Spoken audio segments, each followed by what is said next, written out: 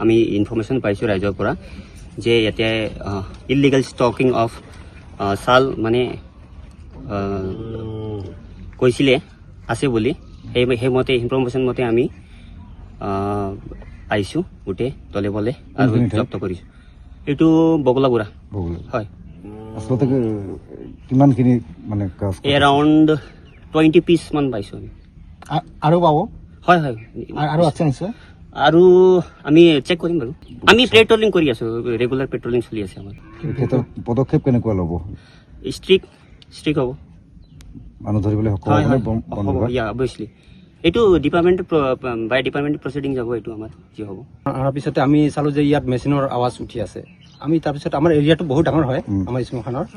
তাৰপিছত চালোঁ যে কিহৰ আৱাজ, এইটো ভাবিলোঁ যে আমি কিবা আমাৰ গছ কাটি আছে। তাৰপিছত গৈ পেলাই আমি গোটেই ল'ৰাকেইটা গৈ পেলাই চালোঁ, যে চোৱাৰ পিছত যে গছ কাটি আছে। আমি গৈ থাকোঁতে ইহঁতে বোলে অলৰেডি মানে মেচিন লৈ পলাইছিলে। তাৰপিছত যেতিয়া পলাইছিলে অলৰেডি আমি পানীত যেতিয়া নুমি চালোঁ, তেতিয়া বহু শাল গছ মানে তাতে কাটি পেলাই থৈ দিছে। দিনৰ পোহৰতে কাটি আছে, দিনৰ পোহৰতে কাটি। আমি ভাবি চালোঁ যে দিনৰ পোহৰতে কাটিছে, তেতিয়াহ'লে ৰাতি আৰু কিমান কাটিছে। আমি এইটো মানে আমি অবাতৰক হৈ গ'লোঁ মানে বস্তুটো আমি ভাবি চালোঁ যে কি হ'ল এইটো, মানে আমাৰ স্মশানত আমাৰ কাঠ কাটি পেলাই, গতিকে আমাৰে ইয়াতে আমাৰে ঘৰত বিক্ৰী কৰি আছে।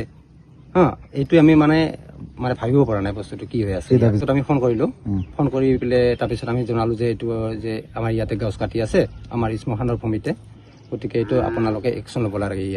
আমি এইটো ডাইৰেক্টলি ক'ব নোৱাৰিম যে বন বিভাগৰ সৈতে জড়িত আছে কি নাই, মানে আমি বন বিভাগক জনাব বিচাৰিছোঁ এইটো মানে আমাক তদন্ত লাগে, এইটো যে কিহৰ কাৰণে এইটো এনেকুৱা হৈ আছে।